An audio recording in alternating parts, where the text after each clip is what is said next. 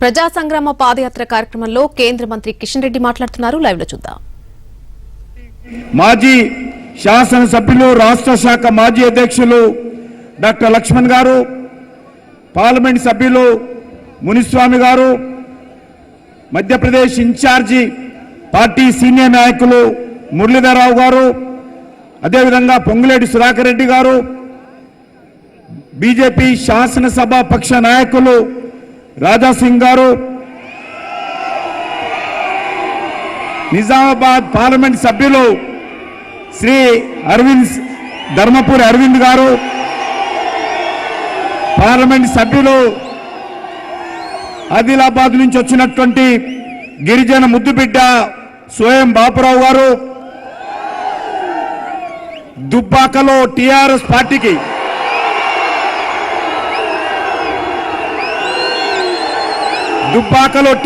Party కోటలు బద్దలు కొట్టి శాసనసభ్యులుగా విజయం సాధించినటువంటి మిత్రులు రఘునందన్ రావు గారు, అవినీతి పరుల గుండెల్లో గత అనేక సంవత్సరాలుగా పోరాటాలు కొనసాగిస్తున్నటువంటి మాజీ పార్లమెంట్ సభ్యురాలు శ్రీమతి విజయశాంతి గారు, వేదిక మీద ఉన్నటువంటి చాలా మంది గౌరవ పెద్దలు, మాజీ పార్లమెంట్ సభ్యులు, మాజీ మంత్రివర్యులు, మాజీ శాసనసభ్యులు, మాజీ ఎమ్మెల్సీలు, బీజేపీ పదాధికారులు, మోర్చాలకు సంబంధించినటువంటి ఇన్ఛార్జీలు, ఈ కార్యక్రమంలో పాల్గొంటున్నటువంటి సోదరుమల్లారా, ఈరోజు హైదరాబాద్ నగరంలోని భాగ్యలక్ష్మి అమ్మవారి యొక్క ఆశీస్సులు తీసుకొని భారతీయ జనతా పార్టీ ఆధ్వర్యంలో బండి సంజయ్ కుమార్ రాష్ట్ర అధ్యక్షుల వారి నేతృత్వంలో ఈరోజు ప్రజా సంగ్రామ యాత్రకు మన ఆశీస్సులు తీసుకొని ఇక్కడి నుంచి తెలంగాణలోని కుటుంబ పాలన అంతం కావాలని, తెలంగాణలో నిజాం లాంటి పరిపాలన అంతం కావాలని, అప్పుల పాలన పోవాలని, అక్రమాల పాలన పోవాలని, నియంత్రిత పాలన పోవాలని, నిర్బంధ పాలన పోవాలని, దుర్మార్గపు పాలన పోవాలని ప్రజల ఆశీస్సుల కోసం ప్రజా సంగ్రామ యాత్ర పేరుతో రాష్ట్ర అధ్యక్షులు బండి సంజయ్ కుమార్ నేతృత్వంలో ఇక్కడి నుంచి మొదటి అడుగు వేయబోతా ఉన్నాము. నాకు పూర్తి విశ్వాసం ఉంది. తెలంగాణ ప్రజలు ఊరు వాడ మండలాలు జిల్లాలు కూడా కదిలి వచ్చి బండి సంజయ్ కుమారి బీజేపీ ప్రజా సంగ్రామ యాత్రకు ఆశీస్సులు అందజేస్తారని, అండగా నిలబడతారని, ఈ రాష్ట్రంలో ఒక ప్రజాస్వామ్య పాలన కోసం, ఒక కుటుంబ పాలనకు తెరదించి ఒక ప్రజాస్వామ్య పాలనకు ప్రజలు స్వాగతం పలుకుతారని మనవి చేస్తా ఉన్నాను. మనకందరికీ తెలుసు, ఇది టీఆర్ఎస్ పార్టీ ప్రభుత్వాన్ని గద్దె దించే ఉద్యమము ఈ ప్రజా సంగ్రామ యాత్ర. మనకందరికీ తెలుసు, ఈ రాష్ట్రంలో ఏ వర్గం కూడా ఈరోజు సంతోషంగా లేదు. దళితులకు ముఖ్యమంత్రి చేస్తానని చెప్పి హామీ ఇచ్చారు. 7 సంవత్సరాలు అయింది. దళితుల ముఖ్యమంత్రి చేస్తానన్నటువంటి మాట నిలబెట్టుకోలేదు. దళితులకు 3 ఎకరాల స్థలం ఇస్తామన్నారు, అది కూడా ఇవ్వలేదు. బీసీలకు అన్యాయం చేయడం జరిగింది. బీసీలకు సంబంధించి మతపరమైన రిజర్వేషన్స్ కల్పించి బీసీలకు వెన్నుపోటు పొడుస్తున్నటువంటి ప్రభుత్వము టీఆర్ఎస్ ప్రభుత్వము. బీసీలకు సంబంధించి అన్ని రకాలుగా రాజకీయంగా, సామాజికంగా అన్యాయం చేస్తున్నటువంటి ప్రభుత్వము టీఆర్ఎస్ ప్రభుత్వము. గిరిజనులకు, ఎస్టీలకు 12% రిజర్వేషన్ ఇస్తా ఉన్నారు. 7 సంవత్సరాలు అయింది. ఎందుకు ఈరోజు 12% జనాభా ప్రాతిపదికన రిజర్వేషన్స్ ఇవ్వాల్సినటువంటి రాజ్యాంగపరమైనటువంటి గిరిజనుల హక్కులను ఎందుకు ఈరోజు తెలంగాణలో టీఆర్ఎస్ పార్టీ అన్యాయం చేస్తూ ఉందో ఈరోజు ప్రజలు అర్థం చేసుకోవాల్సిన అవసరం ఉంది. నిరుద్యోగ యువతకు అన్యాయం చేస్తూ ఉంది. తెలంగాణ ఉద్యమము నిధులు నియామకాలు నీళ్ల పేరుతో జరిగింది. కానీ తెలంగాణ అధికారంలోకి వచ్చిన తర్వాత ఒక్క టీచర్ పోస్టు కూడా భర్తీ చేయలేదు, ఒక్క లెక్చరర్ పోస్టు భర్తీ చేయలేదు, ఒక్క ప్రొఫెసర్ పోస్టు భర్తీ చేయలేదు. పూర్తిగా నిరుద్యోగ యువత తెలంగాణ ఉద్యమంలో ఉండి అనేక రకాలుగా త్యాగాలు బలిదానాలు చేసి తెచ్చుకున్నటువంటి తెలంగాణ ఈరోజు యువతకు అన్యాయం చేస్తున్నటువంటి విషయం మనం చేస్తా ఉన్నాను.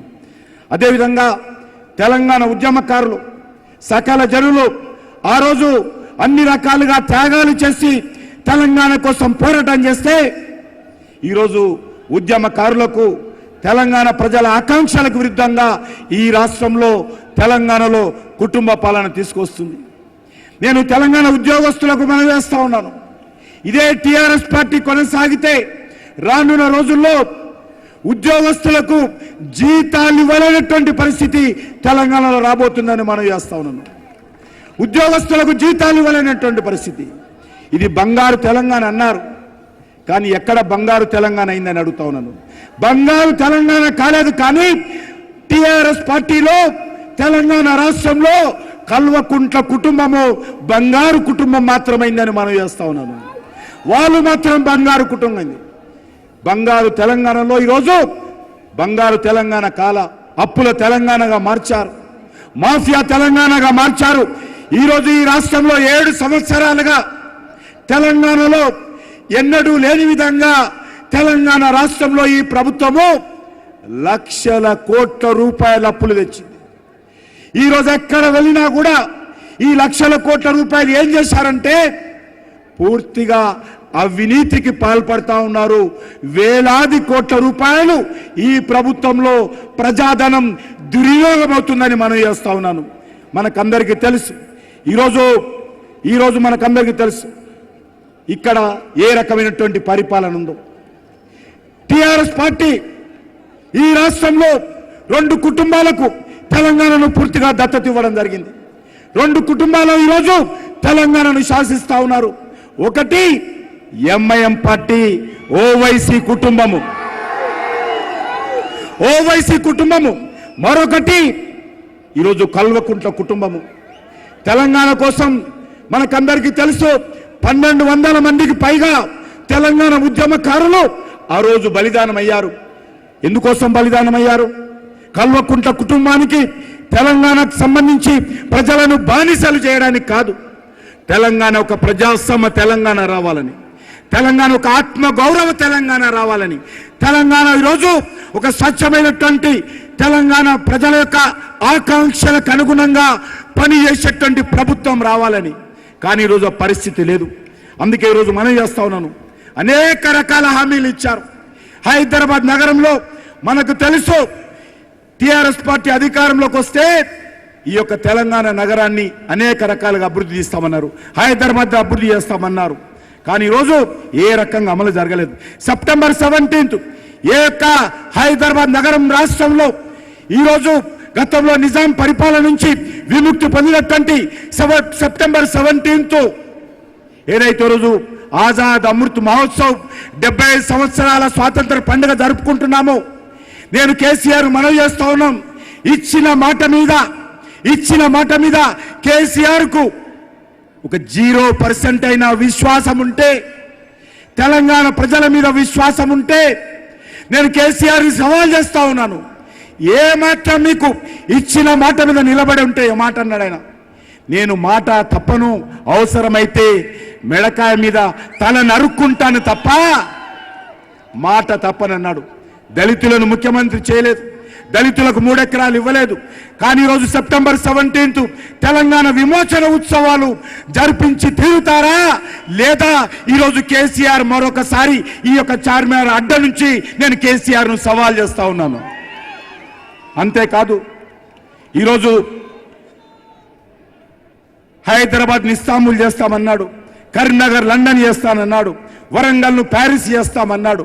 హైదరాబాద్లో ఇదో ఓల్డ్ సిటీకి మెట్రో ట్రైన్ రాకుండా ఎంఐఎం పార్టీ అడ్డుకుంటే దానికి వంత పాడుతూ ఇక్కడ ఉండేటువంటి ముస్లిం సోదరులకు, పాతపట్నంలో ఉన్నటువంటి ముస్లిం ప్రజలకు కావచ్చు, హిందువులకు కావచ్చు, పాతపట్నంలో ఉన్నటువంటి ప్రజలకు మెట్రో ట్రైన్ రాకుండా అడ్డుకొని ఇక్కడి ప్రాంత ప్రజలకు కేసీఆర్ అన్యాయం చేస్తా ఉన్నాడు।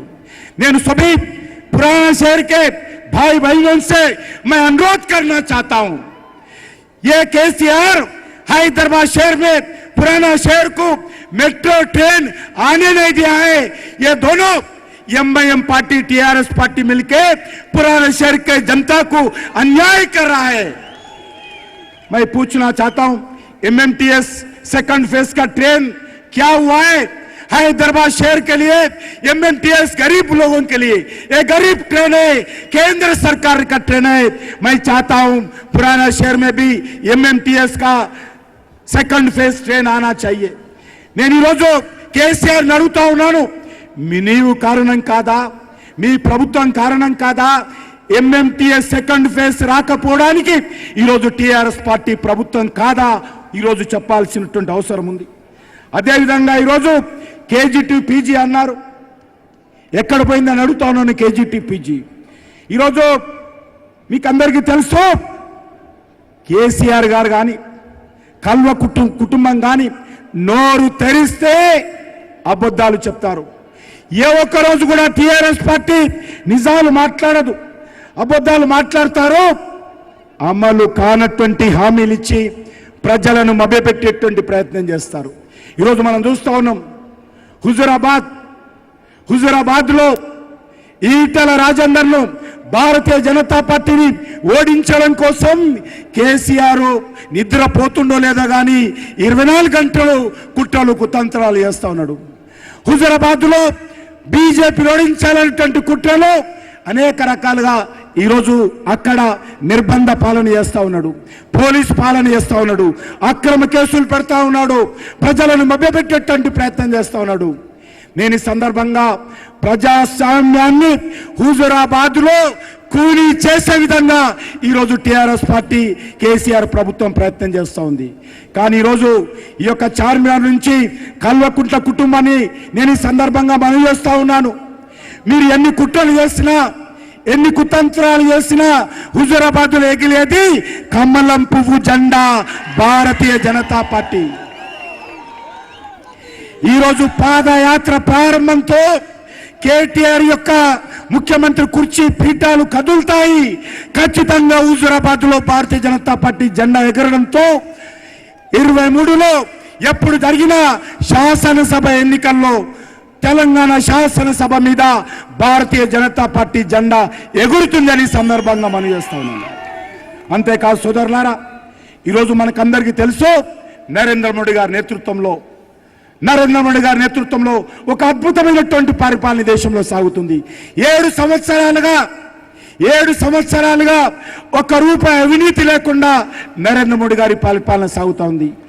7 సంవత్సరాలుగా అది ఆదివారం అయినా, అది శనివారం అయినా, పండుగ రోజైనా, బర్త్డేలైనా ఒక్కరోజు కూడా సెలవు తీసుకోకుండా ఈ ప్రపంచంలో ఎవరైనా ప్రధానమంత్రి 7 సంవత్సరాలుగా పనిచేశారంటే ఈ ప్రపంచంలో ఏకైక ప్రధానమంత్రి నరేంద్ర మోడీ గారని మనం చేస్తా ఉన్నాను।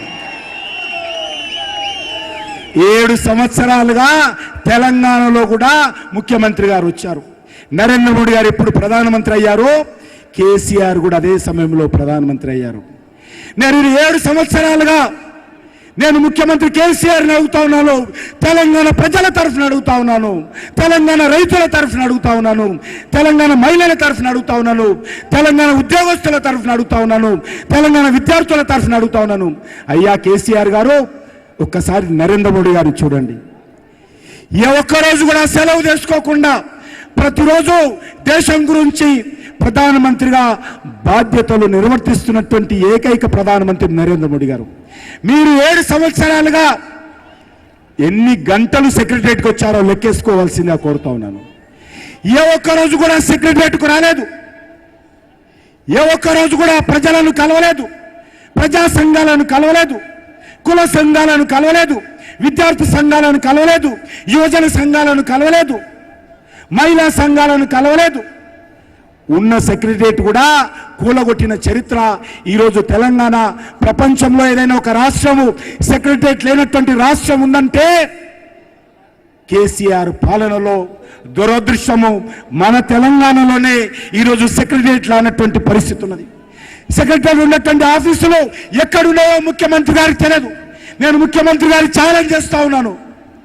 ఈరోజు తెలంగాణలో సెక్రటరియట్లో ఉన్నటువంటి ఆఫీసులో ఎక్కడెక్కడ ఉన్నాయో ముఖ్యమంత్రి గారు చెప్పగలుగుతారని అడుగుతా ఉన్నాను.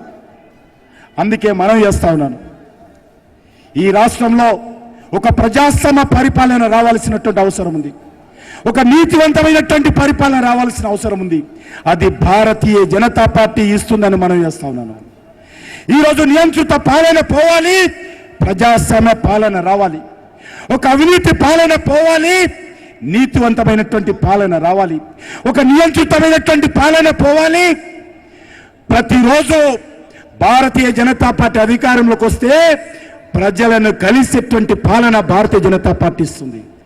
ఎవరైనా సరే ముఖ్యమంత్రి ఇంటికి వస్తే ముఖ్యమంత్రి ఇంట్లో ఏ ఒక్కరికి కూడా మూయబడవు తలుపులు.